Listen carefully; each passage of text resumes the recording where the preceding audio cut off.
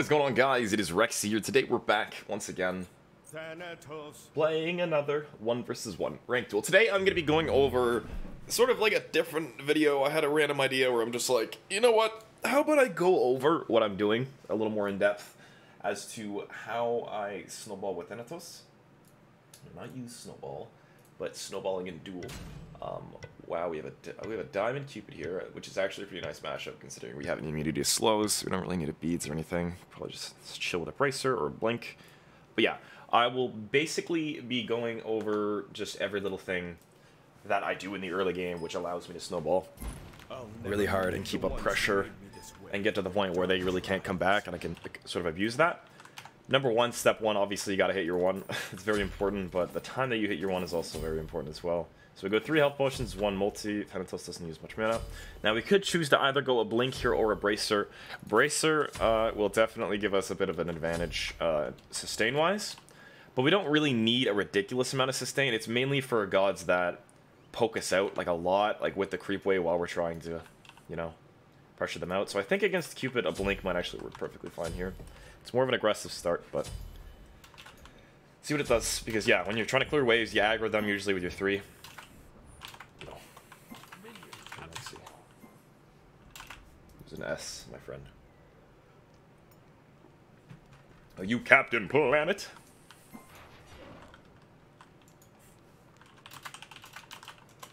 Where is he? We have a lot of pressure here. Cool. Thank you, Mr. Cupid. But yeah, I go tier 1 Transcendence just simply because... Where is he? Just doing blue. I go tier 1 Transcendence just because I like building into the Transcendence, obviously. But it also gives a little bit more sustain in terms of potions early game. You really just came to lane late? Come on, man. So now we got red buff, we're gonna go straight to his blue. Usually I like to out-sustain in the early game and then maybe try and pressure out red if I can. But it's more reliant, it's more dependent on, you know, what's going on in the game. You can see Shadow, he's rotating here, but he's gonna be late. We have no abilities up though. So we're just gonna chill, force him off here. Okay, so yeah, as you can see, we're stumbling really hard. I mean, it's not the best example considering this Cupid just kinda... Surprised an archer shot didn't kill him there, honestly. Okay, so we got his bracer down as well. We could blink with our third auto trick here if we want an insta-kill, which we can do. Even if he heals a little bit. Like that. So basically what I did there is when you're auto-attacking, it doesn't technically put you in combat. So the third auto-attack progression in THANATOS' kit is a 1.25 or 1.5 damage buff, like compared to your normal other autos, like AoE, like C89, 67, 134.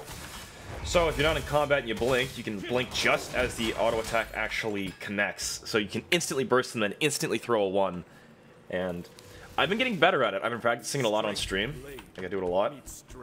So I'm starting to get a little better at it. It's a difficult thing to do. I don't recommend trying it if you're not familiar with it. You need some practice. I mean, I just kind of practice because I play THANATOS a lot. But yeah, we're going to rush boots because mobility over here. Transcendence is definitely nice. But oh my god, my headset just died. I can't hear anything. Okay, my headset's dead. Shoot.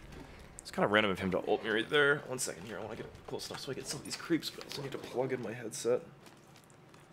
Because no audio is no bueno. I rely on a lot of audio cues, so it's kind of... Okay, third auto for those, and then we're going to back off. See, I like to save my third auto attack, mostly for like groups of creeps, and you could also, you know, something I do all the time if you watch me is he doing an emote? I can't tell. Oh, he is. Is basically, you can auto-attack like this, and then reposition yourself, and then, you know, go for the third auto-attack. So you could go like that, for example, and then do the third auto on that, insta-clear them, get a little bit of healing, and then hit him as well. As you can see, I was able to burst him back quite well. Literally 1 auto-attack puts him in range. Okay. He's aware of that. He might kill himself here if I hit this. Did I hit it? Okay, I couldn't hear. There's no sound cue! I think his bracer's up, but if we hit him with a silence... Ooh. Thank god my blink didn't go off there. I kind of panicked because he stopped moving towards... Like, it's difficult to read with that as well when you're trying to do that move there. See? Woo! That was actually kind of clean, dude. God damn, I don't even have sound on. Okay, I'm gonna turn my sound on now. Okay, there we go. That was actually pretty sick. What the fuck? Oops. That was one of the cooler ones I managed to pull off. Are you filming? I am, yes.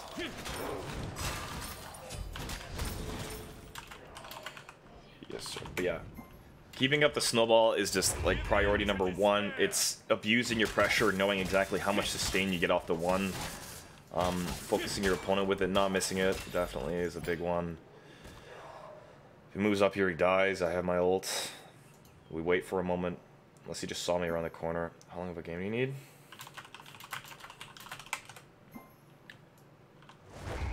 Now I feel bad if I ult him. Yeah, typically in the first few waves, you're gonna wanna... Okay. I was hoping you'd group up with the creeps a little better there.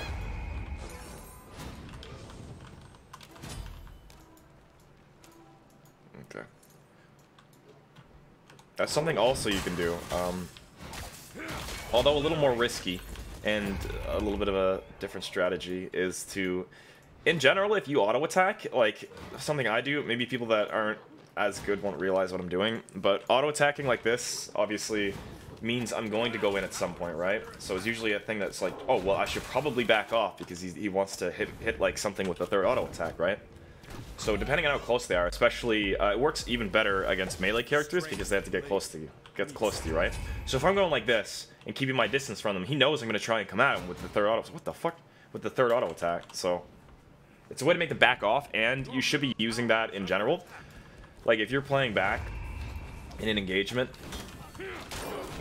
Just make sure I get these stacks. Then, typically, you know, you can abuse that. Like, on Naja, for example, it's really good. Like, you can make them back off from waves and stuff like that, or play around it. There's different ways to work with it. So if I was to clear wave, obviously, as they came up, I'd go like this. Throw auto attack with that, and then go to clear some of the back creeps. Save my one for him like that. Throw that out. And just continue to rotate as much as possible on these buffs. Sorry, I'm drinking my water. My hand wasn't on the keyboard. Yeah, just want to keep the snowball going as hard as possible. Try not to miss any experience. What in the fuck?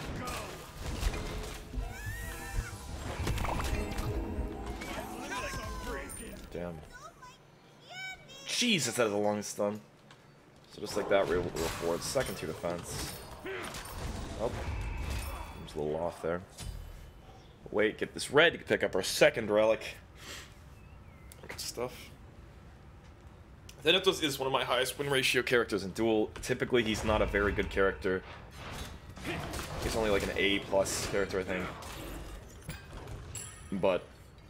Or maybe even A. I don't know. I don't remember where I put him on my tier list. But... It's just when you have enough experience with a god, especially a very snowbally god like this, where you can just sort of abuse getting ahead, and when you're really experienced with it and you manage to get ahead and are familiar enough with the damage and the sustain, that early game sustain can be absolutely insane. Like it can be very, very difficult to come back from, which is why I tend to do pretty well with THANATOS. It's just experience, it's time. Honestly, if you like, you see me play THANATOS so much at this point. Usually I don't really have to, I feel like I don't have to tell you guys what I'm doing at this stage, because although, yeah, newer players want to know, I mean, if you really, really, really, really want to know, maybe some guides or something would be good first, but then, I mean, typically, once you hit a certain level in Duel, and you understand the core mechanics of the game, and the knowledge of all the characters, I feel like you learn more just by watching somebody play, because you can just be like, oh, well, what the fuck? That auto hit, it would have put him in range. One auto off there. There we go.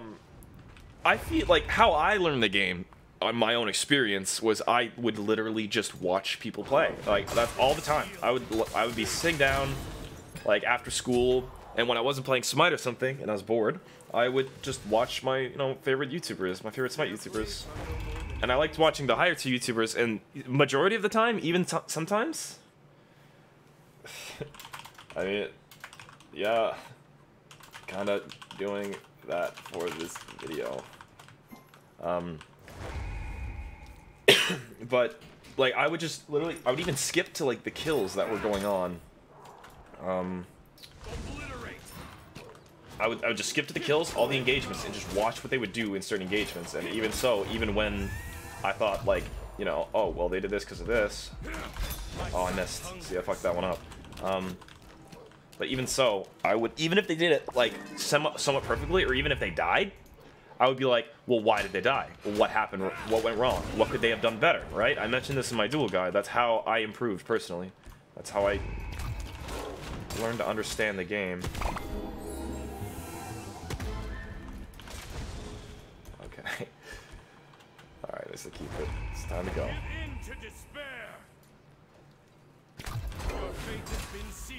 'Oh yeah! 360. But yeah, that's how I basically learned. That's why I feel like nowadays I don't really need to go in depth on my commentary. I kind of have my own thing where I like talking to you guys and, you know, going over little things. Like obviously, like when something very specific happens in engagement, I'll go over it, all that, yada yada yada. But typically, you know, you guys are probably experienced enough in the game where you understand at least some of what's going on. And you can just learn from the actual gameplay and positioning and why I juke a certain way or why I bait a certain thing. It's just paying attention to movements and choices, right? See, like there, I went back a tiny bit.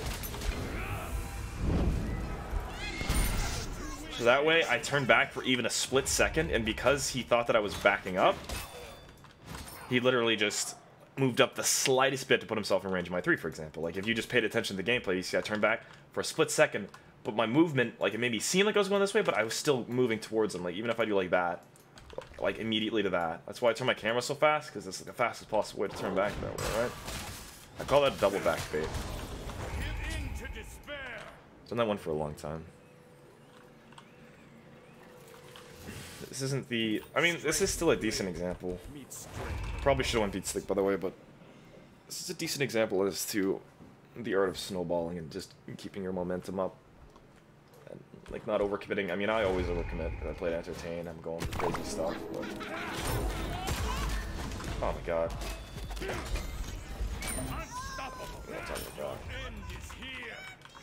Alright, keep it. You don't have to keep playing if you don't want to.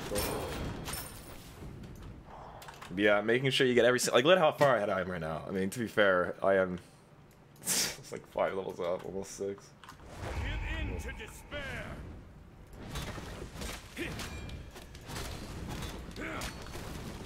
Yeah, THANATOS is one of those gods where it's just... once you have a certain level of experience on a character, it kind of just becomes second nature. And it can give you an advantage over other enemies or opponents who just don't actually... have the exact knowledge of how much you're going to do. When you just play the character so much, you know exactly how much damage they're going to do in this specific engagement. Oh. That's why it's good for Duel. It's easier for me to read people in Duel than it is for Conquest. Like, I still have a decent idea, like a general idea. But for Duel, it's like usually people build like the same sort of thing, right? Like defense, you know, like at a certain time, like stacking items, all this, yada, yada, yada. Where in Conquest, they could build like different things, right? Like a tank could be a certain, like they could be a different level that you're not aware, like you're not as experienced with. They could be building items that aren't as, you know, common in Duel. They're more tanky.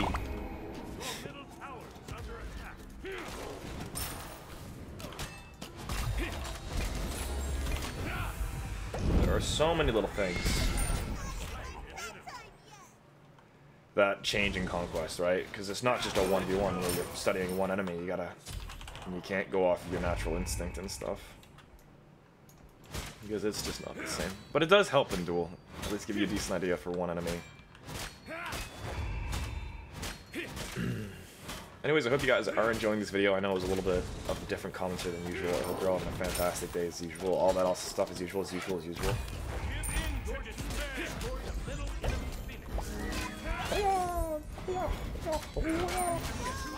But if you did enjoy the video, I'd appreciate if you did leave the video a like. If you're new to the channel, make sure you hit that subscribe button for more content like this. Check out the Twitch, check out the Patreon, check out the stream, all that awesome stuff. I hope you all have a fantastic day. I'll see you next time, guys. Bye-bye.